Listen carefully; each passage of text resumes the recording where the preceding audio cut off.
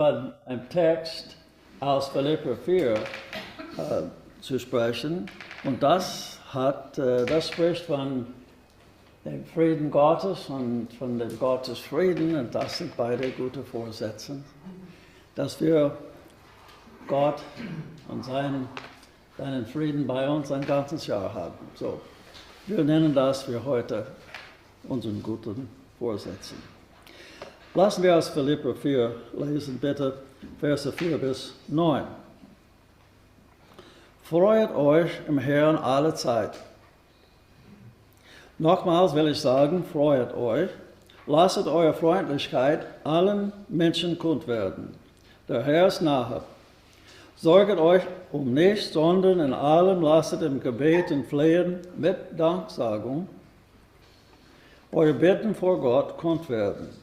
Und der Friede Gottes, der allen Verstand überragt, wird eure Herzen und eure Gedanken bewahren in Christus Jesus. Im Übrigen, ihr Brüder, allem, was wahr, was ehrbar, was gerecht, was rein, was liebenswert, was wohl-lautend ist, wenn es irgendeine Tugend, wenn es irgendein Lob gibt, dem denket nach. Was ihr auch gelernt und überkommen und gehört und gesehen habt an mir, das tut. Dann wird der Gott des Friedens mit euch sein. Wenn ihr den Begriff Frieden hört, was kommt in den Sinn? Woran denkst du? Interessanterweise, vielleicht komischerweise, denke ich an Krieg, wenn ich von Frieden denke. Ich sehe Frieden als vielleicht eine Zeit, wo es keinen Krieg gibt. Es kann keinen Krieg geben, wenn wir Frieden haben. Aber vielleicht sehen wir Frieden als eine Pause zwischen Kriegen. Das ist meist der Fall in unserer Welt. Es gibt kaum eine Zeit, wenn es keinen Krieg gibt. Aber Paulus spricht nicht hier von Feindseligkeiten, von menschlichen Kriegen. Er spricht von dem Frieden Gottes, der in unserem Herzen leben soll. Und darüber möchte ich, dass wir denken heute. In diesen Versen kommen einige Gedanken vor, die uns ein Leben lang beschäftigen können. Der Friede Gottes, was ist das eigentlich? Einfach gesagt, Frieden ist ein Geschenk Gottes. Paulus spricht darüber hier in diesen Versen. Wir kommen das nicht einfach in einem Geschäft, aber es muss von Gott kommen.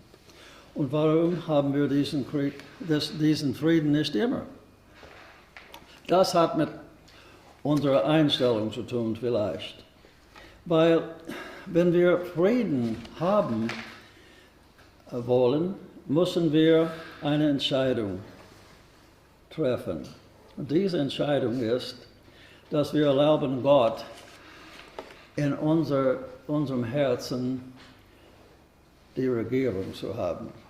Er muss herrschen in unserem Herzen. Die meisten Menschen wollen das nicht und deswegen haben wir Kriege statt Frieden in der Welt.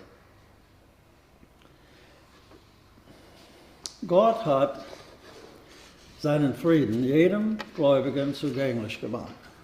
Paulus spricht hier darüber, wie wir diesen Frieden haben können. Und wenn es in unserem Leben an Frieden mangelt, dann deshalb, weil wir ihn nicht in unseren Herzen herrschen lassen. Oder mit anderen Worten, wir haben die Wahrheit seines Friedens nicht so praktiziert und auf unser Leben angewendet, dass sie unser Herz regiert. Egal wie unsere Umstände auch sein mögen, wir werden Gottes allgenügenden Frieden erfahren, wenn wir die folgenden Wahrheiten glauben und praktizieren. Ich habe 5 hier und wir sehen, wie das geht. Nummer 1. Wir werden den Frieden Gottes erfahren, wenn wir unser Vertrauen ganz auf Gott setzen. Wir glauben, dass der Friede Gottes unsere Herzen und Gedanken beschützt. Das sagt Paulus hier in Vers 7.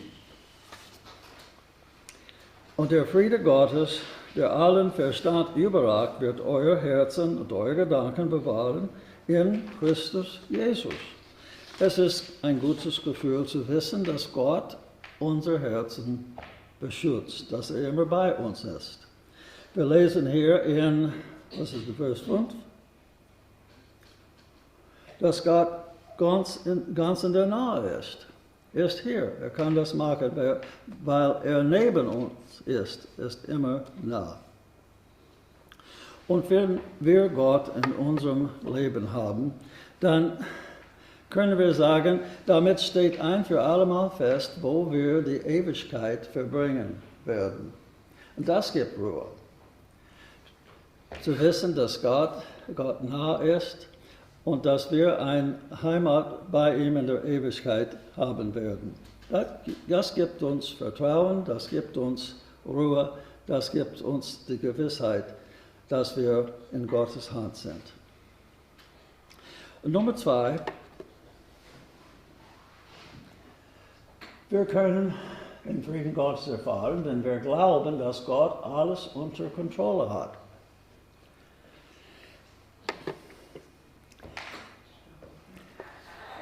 Die meisten Menschen wollen nicht, dass andere Kontrolle haben in ihrem Leben. Ich gewöhnlich nicht. Wir möchten unser Leben selbst kontrollieren. Habt ihr je die Erfahrung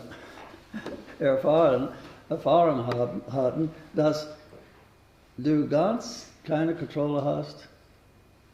Ich habe das mehrmals beim Autofahren gehabt. Auf Glatteis zum Beispiel, in den Bergen, auf Schnee. Wenn ein Auto rutscht, wir sprechen heute von guten Rutsch, aber diese Art Rutsch wollen wir nicht. Bremse hilft nicht, Steuern hilft nicht, Schreien hilft nicht. Es muss einfach gehen. Wir haben keine Kontrolle. Aber wenn wir wissen, dass Gott die Kontrolle hat, dann haben wir Zuversicht und haben wir Geborgenheit. Und wir schauen in unsere Welt und wir wundern uns, hat Gott wirklich die Kontrolle? Und wir stellen Fragen. Warum gibt es einen Krieg in der Ukraine zum Beispiel? Wenn Gott die Kontrolle hat, warum lässt er das zu? Warum stoppt er diesen Krieg nicht? Wir haben diese Bedenken und Gedanken, weil wir sehen nicht manchmal, dass Gott einen Plan hat. Und er sieht alles. Er hat vom Anfang an alles gesehen, alles gewusst. Die Weltgeschichte läuft in eine Richtung, die er gewählt hat. Wir leben nur ein paar Jahre auf diesem Planeten, dann sterben wir. Wir bekommen nie in den Griff, was geht, was passiert, was geschieht. Und doch wollen wir Gott sagen, wie alles gehen soll. Das ist so komisch, wenn man darüber denkt. Gott hat die Perspektive vom Himmel, er kann alles sehen. Wir sind im Vergleich einen Moment in der Welt. Wir wollen Gott sagen, was er machen soll. Gott ist in Kontrolle, wenn wir ihm die Kontrolle geben. Gott bewirkt. Er bewirkt, dass Dinge geschehen. Gott lässt zu, dass Dinge geschehen. Gott verhindert, dass Dinge geschehen. Alles ist in Gottes Hand. Wir müssen einfach beten, dass wir das besser sehen können. Nummer 3. Wir können Gottes Frieden erfahren, wenn wir darauf vertrauen, dass Gott all unsere Bedürfnisse erfüllen wird. Das ist keine Wunschliste. Bedürfnis ist nicht Wunsch. Wie die Kinder an Weihnachten, ja? Ich möchte das haben, ich will das. Aber was wir Unsere Bedürfnisse sind nicht Wünsche, natürlich. In Vers 19. Wir haben das nicht vorgelesen, aber es steht hier in Vers 19, Paulus schreibt, mein Gott aber wird all eure Bedürfnis nach seinem Reichtum in Herrlichkeit erfüllen in Christus Jesus. So, was sind meine Bedürfnisse? Natürlich, ewige Leben. Aber wir haben diese Liste von Bedürfnissen, das wünsche ich. Ich möchte mehr Reichtum, ein größeres Haus, ein teures Auto und so weiter und so weiter. Aber die meisten von diesen Dingen sind nicht gut für uns, sie helfen uns nicht weiter in unserem geistlichen Leben. So, wenn wir diese Bedürfnisse von Gott erfüllen lassen, dann haben wir weniger Last auf uns. Er kann alles wegnehmen, was hindert uns. Und in Hebräer 12, der Autor spricht von einem Wettlauf sozusagen. Und er sagte, wir müssen alles ablegen, was uns hindert. Wir müssen diesen Lauf machen. Und dann steht Jesus hier, er lädt uns ein, wir können besser laufen, wenn wir alles ablegen. Nummer 4. Wir können diesen Frieden Gottes erfahren, wenn wir ein Ziel im Leben haben, wenn unser Leben einen Sinn hat. Und wir müssen verstehen und sehen, was für einen Plan Gott für uns hat. Und er hat einen Plan für uns. Und wir wundern uns manchmal, was dieser Plan ist. Und wir fragen uns, was soll ich tun? Und so weiter. Es gibt so viele Fragen im Leben, Tausende, Millionen davon. Aber wenn wir bringen alle Fragen zusammen, es gibt nur 3, die ganz, ganz wichtig sind. Und sie sind wie diese Zeitformen von Verben. Vergangenheit, Gegenwart und Zukunft. Wo komme ich her? Wo bin ich jetzt? Und wo gehe ich hin nach dem Tod? Das sind die wichtigsten Fragen im Leben. Und wir können diese Antworten haben, wenn wir Gott fragen und wenn wir tun, was Gott gefällt. Lass uns Vers 9 lesen. Was ihr auch gelernt und überkommen und gehört und gesehen habt an mir, das tut, dann wird der Gott des Friedens mit euch sein. Der Paulus hat viele Erfahrungen über das, was man nicht tun soll. Er war ein Gegner Christus, ein Feind Christus am Anfang. Aber dann hat er gelernt, Jesus die Leitung, die Führung in seinem Leben zu geben. Und dann geht er weiter, wie er soll. Wo komme ich her? Wohin gehe ich, wenn ich sterbe? Das ist mein Lebenszweck. Was sollen wir tun auf diesem Planeten? Was möchte Gott, dass ich für ihn tue? Und Nummer 5. Wir werden den Frieden Gottes erfahren, wenn wir Gottes Geschenk der Zufriedenheit annehmen. Zufriedenheit hat Frieden als Teil dieses Wortes. Was ist Zufriedenheit? Paulus sagt in Vers 11, er spricht von der Zeit, als die Gemeinde in Philippi ihnen geholfen hat. Und er sagte hier, nicht, dass ich es mangelshalber sage, denn ich habe gelernt, in der Lage, in der ich bin, mir genügen zu lassen. Wenn man darüber denkt, ist das eigentlich erstaunlich, wenn man denkt, wo Paulus gewesen ist. Er hat eine Liste von Problemen. Er hat Schiffbruch erlitten, er wurde geschlagen. Man hat mehrmals versucht, ihn zu töten. Und doch sagt er, ich war immer zufrieden mit meiner Lage. Und das finde ich ganz, ganz erstaunlich. wenige Menschen sind zufrieden mit ihrer Lage. Ich erinnere mich gut, vor vielen, vielen Jahren, ich besaß ein kleines Grundstück. Und es war weniger als ein Hektar. Eines Tages war ich mit einem Freund, ich stand an der Grenze dieses Landstücks und ich habe ihm gezeigt, ein Stück Land über den Zaun sozusagen, das mein Nachbar hat. Und er hat nichts damit gemacht. Und ich sagte meinem Freund, das wäre ein guter Gemüsegarten, ja, wenn ich nur dieses Landstück hätte. Und er hat mir eine gute Lehre beigebracht. Er sagte, weißt du, wenn du dieses Landstück hättest, dann hättest du einen neuen Nachbarn. Ich wusste nicht, was er meinte. Ich sagte, erklär das bitte. Okay, wenn du einen neuen Nachbarn hast, dann siehst du mehr Land, das du haben möchtest. Und dann es geht weiter und weiter. Und es gibt kein Ende. Am Ende möchte man die ganze Welt haben, ja? Das war für mich eine gute Lehre. Man ist fast nie zufrieden mit dem, was man hat. Ich möchte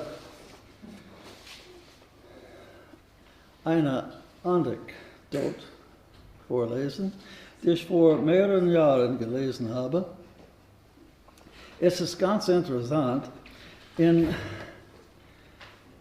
dem es die Idee der Zufriedenheit sehr gut beschreibt. Und während ich diese Anekdote vorlese, möchte ich, dass ihr über eure eigene Suche nach Zufriedenheit in eurem Leben nachdenken. Und wenn ihr dies tut, werdet ihr vielleicht ein besseres Verständnis für den Frieden Gottes bekommen. Das ist aus Englisch in Deutsch übersetzt mit Hilfe von Computer. Ich habe einen Vater und eine Tochter in ihren letzten gemeinsamen Augenblicken auf einem Flughafen zufällig gehört. Der Abflug ihres Flugzeugs wurde schon angekündigt und sie standen am Gate. Er sagte zu deiner Tochter, ich habe dich lieb, ich wünsche dir genug. Sie sagte, Papa, unser gemeinsames Leben war mehr als genug. Deine Liebe ist alles, was ich jemals brauchte. Ich wünsche dir auch genug, Papa. Sie küssten sich zum Abschied und sie gingen. Er ging zum Fenster hinüber, wo ich saß. Ich konnte sehen, dass er weinen wollte und musste. Ich versuchte nicht, in seine Privatsphäre einzudringen, aber er ermutigte mich mit der Frage, haben Sie sich jemals von jemandem verabschiedet und wussten, dass es für immer sein würde? Ja, das habe ich, antwortete ich. Das zu sagen brachte Erinnerungen zurück, wie ich meine Liebe und Wertschätzung für alles ausgedrückt hatte, was mein Vater für mich getan hat. Als ich erkannte, dass seine Tage begrenzt waren, nahm ich mir die Zeit, ihm von Angesicht zu sagen, wie viel er mir bedeutete. Ich wusste also, was dieser Mann durchmachte.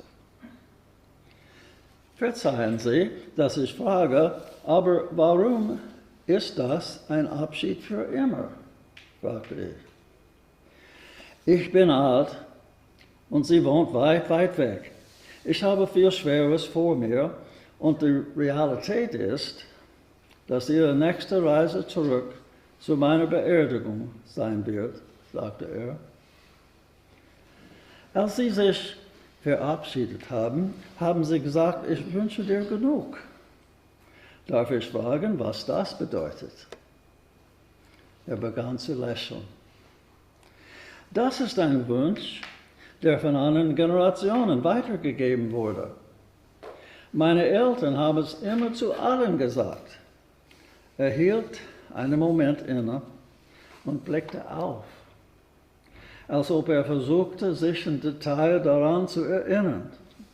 Er lächelte noch mehr. Als wir sagten, ich wünsche dir genug, wollten wir, dass die andere Person ein Leben voller guter Dinge hat, um sie zu erhalten, fuhr er fort. Und dann wandte er sich mir zu und teilte das Folgende mit, als würde er es im Gedächtnis rezitieren. Ich wünsche dir genug Sonne, um deine Einstellung hell zu halten. Ich wünsche dir genug Regen, um die Sonne mehr zu schätzen. Ich wünsche dir genug Glück, um deinen Geist am Leben zu erhalten. Ich wünsche dir genug Schmerz, damit die kleinsten Freuden im Leben viel größer erscheinen. Ich wünsche dir genug Gewinn, um dein Verlangen zu befriedigen. Ich wünsche dir genug Verlust, um alles zu schätzen, was du hast und besitzt. Ich wünsche genug Hallo, um dich durch das abschließende Auf Wiedersehen zu bringen. Dann fing er an zu schluchzen und ging weg.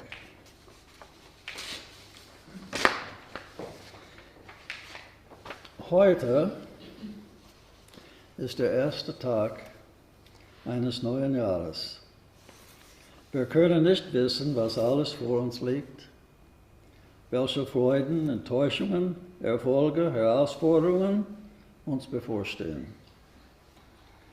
Aber wir können wissen, dass Gott, was auch immer mit uns passiert, bereit ist, mit uns zu gehen, uns zu führen, uns zu trösten und uns zu helfen, die Zukunft zu meistern. Mein Wunsch für uns alle ist, dass wir im kommenden Jahr den Frieden Gottes suchen und erfahren. Und außerdem wünsche ich euch von Herzen genug. Amen.